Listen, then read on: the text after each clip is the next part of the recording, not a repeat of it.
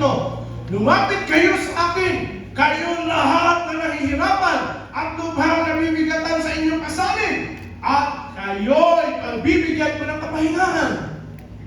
Pasanin ninyo ang aking, narinig ko yun, pasanin ninyo ang aking pamatok at matuto kayo sa akin.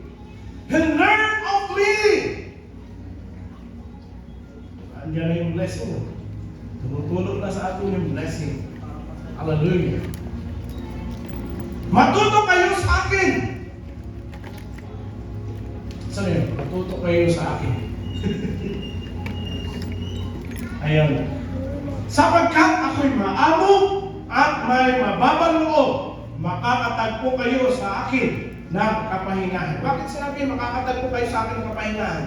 Dahil ang tao na walang Kristo sa puso, sa kanyang buhay, wala siyang buhay. Kaya, nauwi sa kung saan siya pumupunta. Simba siya dito, baka dito kung matagpuan ang Diyos. Simba doon, baka dito, paano ang kapayapaan, mawala yung aking problema, yung kabigatan na meron ako. O baka dito. Kaya nauwi sa idol worship. Kaya ang nangyari, depressed, problematic. Kaya nasabi ng Panginoon, siya mismo, ang Panginoon, nagsabi, come unto me, all ye that are labor. Ba't pa kayo? Grabe, no? Siya mismo, nagsabi ang Panginoon, come to me. My people, come back to me. Originally, we are God's creation. Originally, we are God's image. But that image, nawala sa atin. The Spirit of God left when our forefathers committed sin.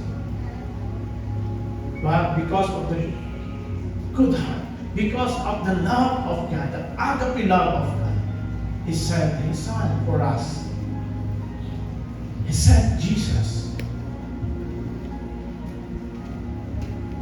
Suffered many things. Suffered and died on the cross. Buried. And rose again. It's the good thing here. He rose again. He resurrected. The resurrected Christ now in our hearts.